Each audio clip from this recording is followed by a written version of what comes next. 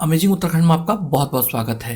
पिछले अध्याय में हमने उद्योग चंद का अध्ययन किया था। उसका पवार तथा डोटियों के साथ संघर्ष जारी रहा। उसने पार्वतेश्वर, उद्योग चंदेश्वर, त्रिपुरा देवी, शैव भैरव जैसे अनेक मंदिरों, रंग महल, दसे का छाजा तथा तल्ला महल का निर्माण कराया था। उसने लक्ष्य दीपावली तथा शक्र ध्वजारोप नामक यज्ञ का भी आयोजन किया था। मराठों का राजकवि मतीराम, कवि मदन एवं बाबा रुद्रगिरी इस राजा के ही समकालीन थे। उसके एक अधिकारी श्रीनाथ ने श्रीनाथपुर नामक एक नगर बसाया तथा काशीपुर में नागन सती का बाग भी लगाया था। उद्योग चंद ने तराई भाबर की बसासत के लिए भरसक प्रयास किए और वहां आम के अनेक बागीचे लगाए। उसने लाखों रुपया लोकोपकारी कार्यों तथा धार्मिक कार्यों में लगाया तथा शिक्षा पर विशेष बल दिया। इन धार्मिक तथा लोकोपकारी कार्यों के कारण पंडित रुद्रदत्त पंत ने उद्योग चंद को तपस्वी कहा। सन 1698 में उसकी मृत्यु हो गई और उसके बाद ज्ञानचंद अल्मोड़ा की गद्दी पर बैठा। आज हम ज्ञानचंद तथा उसके बाद के शासकों के संबंध में अध्ययन करेंगे।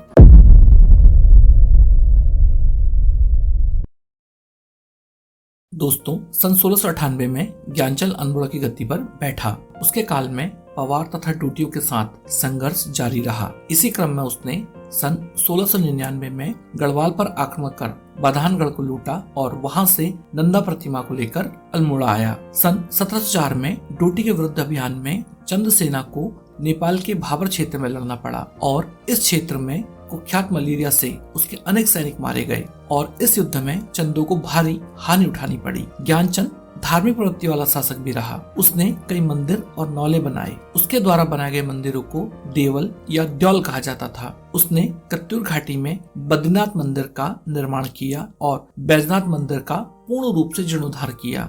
हवालबाग का नौला उसके शासनकाल में ही निर्मित हुआ। सन 1708 में उसकी मृत्यु हुई और उसके बाद जगतचंद अल्मोड़ा की गद्दी पर बैठा। दोस्तों, जगतचंद चंद वंश का एक महत्वपूर्ण शासक सिद्ध हुआ। वह एक मिलनसार तथा आकर्षक स्वभाव वाला शासक था। उसके शासन में स्वाभाविक रुचि थी और वह राजस्व के महत्व को भली भांति समझता था। इसलिए उसने अपने राज्य के राजस्व का प्रबंधन भली भांति किया। अच्छी कर व्यवस्था के कारण जगतचंद के राजकोष में लगभग 3 करोड़ रुपए की धनराशि एकत्रित हो गई। इस कारण वह सबसे अधिक धनी चंद शासक बना। इस दृष्टि से उसका काल चंद शासन का स्वर्ण काल भी कहा जा सकता है। जगतचंद के कुशल शासन प्रबंधन के कारण तराई भाबर क्षेत्र से 9 लाख रुपए की आय होने लगी। 9 लाख की आय वाले तराई भाबर के क्षेत्र को 9 लखिया माल भी कहा जाता है। राज्य की आय में वृद्धि करने हेतु उसने जुए पर भी कर लगाया। राजा भी जुए के खेल का आयोजन करता था। जुआ खेलने के लिए सभी अधिकारियों को बुलाया जाता था। इस खेल में राजा को जिताया जाता था, जिसे राजा का दाव कहा जाता था। जुए से प्राप्त राशि को गरीबों के मध्य दान कर दिया जाता था। जगतचंद ने भी मुगलों के साथ मधुर संबंध बनाने के प्रयास किए। उसने जुए कर से प्राप्त आय को तथा श्रीनगर की लूट का एक भाग मुगल दरबार में भेजा था। जगतचंद ने अन्य शासकों की भांति गढ़वाल पर आक्रमण किया, लोहावा तथा बधानगढ़ को लूटा, किंतु बधानगढ़ में उसे कोई नंदा प्रतिमा न मिली। इसलिए उसने अपने राजकोष से 200 स्वर्ण मुद्राएं निकालकर नंदा प्रतिमा बनवाई और उसे मल्ला महल के मंदिर में स्थापित करवाया। जगतचंद ने 1000 गाय दान में भी दी थी, जिसे गो सहस्त्र दान कहा जाता है। उसने बद्रीनाथ मंदिर को गरसाम ग्राम गूढ़ में भी चढ़ाया था। उसके काल में 2 महत्वपूर्ण ग्रंथों की रचना की गई। पहली रचना थी टीका जगतचंद्रिका तथा दूसरी रचना थी टीका दुर्गा की। चेचक रोग से ग्रसित होने के कारण सन 1720 में उसकी मृत्यु हो गई और उसके पश्चात उसका पुत्र देवीचंद अल्मोड़ा की गद्दी पर बैठा। दोस्तों, बरम ताम्रपत्र में देवीचंद को महाराज कुमार श्री देवी सिंह गोसाई तथा जिजाड़ ताम्रपत्र में महाराज कुमार श्री देवी सिंह गोसाई जी कहा गया है।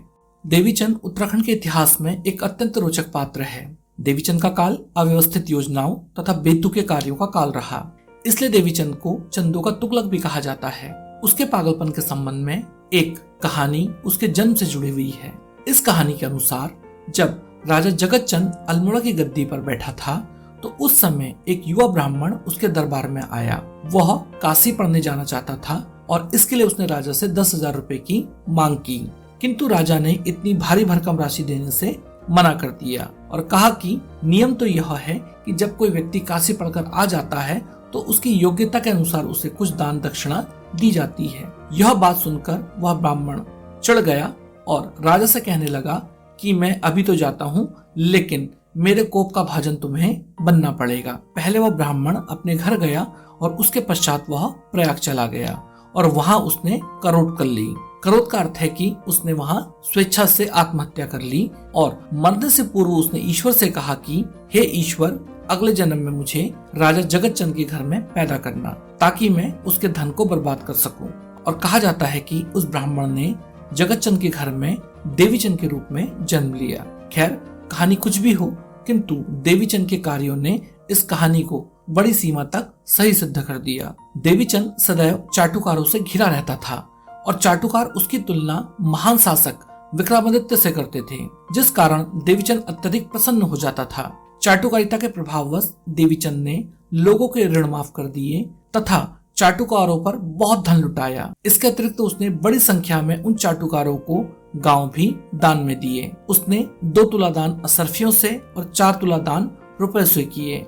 इसके अतिरिक्त उसने 1 लक्ष्य होम और 1 कोटि होम यज्ञ का भी आयोजन किया और इस समय 8-8 हजार अशर्फियां दान में दी। इस प्रकार उसने मुक्त हस्त से धन को नष्ट किया था।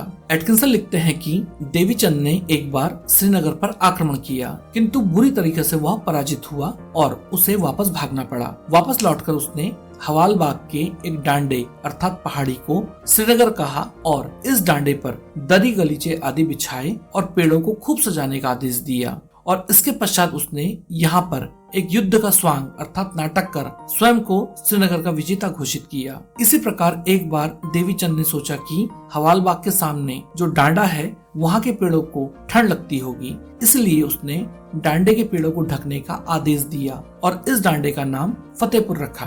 कुछ समय पश्चात उसने आदेश दिया कि कंगाल लोग इन पेड़ों को लूट ले। देवीचंद के इस प्रकार के मूर्खतापूर्ण और विचित्र कार्यों की सूची अत्यंत लंबी है। उसने एक अफगान सेनापति दाऊद खां को अपना सेनापति भी नियुक्त किया था।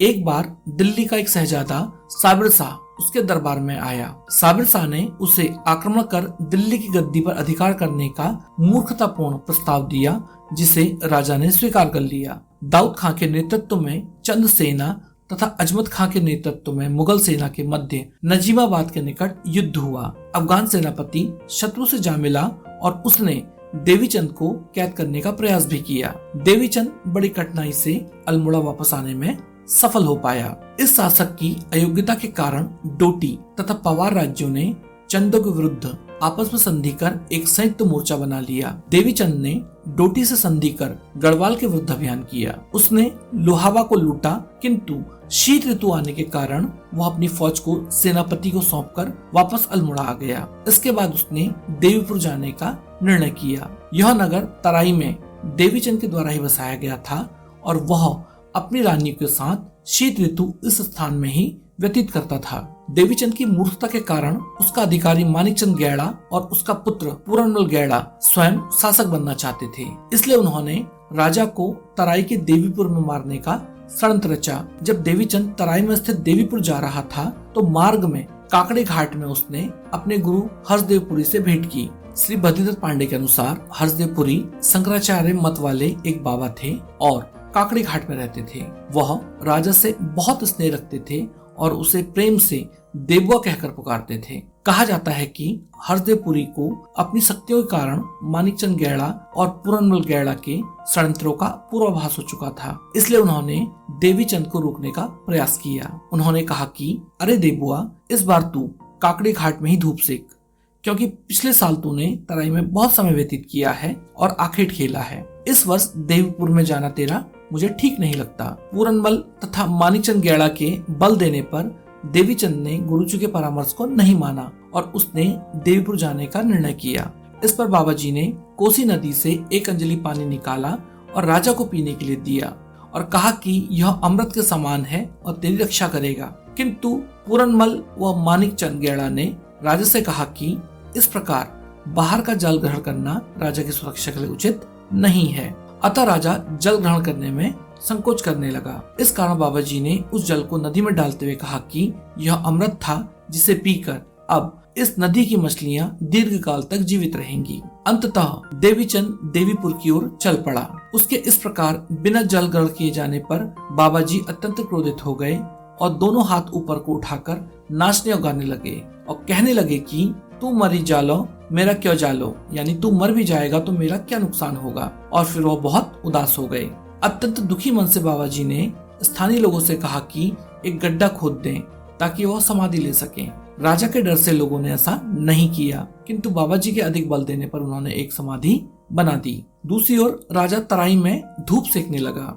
एक रात को मानिक चंद ने तथा पूरनमल ने रणजीत पटौलिया की सहायता से सोहे राजा की गला दबाकर हत्या कर दी और सुबह यह अफवाह फैला दी कि सांप के काटने से राजा की मृत्यु हो गई है। ठीक इसी समय बाबा जी को अपनी दिव्य शक्ति से देवीचंद की मृत्यु की घटना ज्ञात हो गई। वह जोर जोर से चिल्लाकर कहने लगे कि राजा को मार डाला गया है, अतः अब उन्हें भी जीवित नहीं रहना है। लोगों को बाबा जी की बात पर विश्वास न हुआ, इसलिए बाबा जी ने ग्रामीणों से कहा कि सामने जो 2 लोग जा रहे हैं उनसे पूछताछ करें। जब ग्रामीणों ने उन 2 भागते हुए लोगों को पकड़ा तो पता चला कि राजा की हत्या की जा चुकी है और वह लोग राजा की पगड़ी और कटार लेकर अल्मोड़ा जा रहे हैं ताकि उसकी रानियां सती हो सके।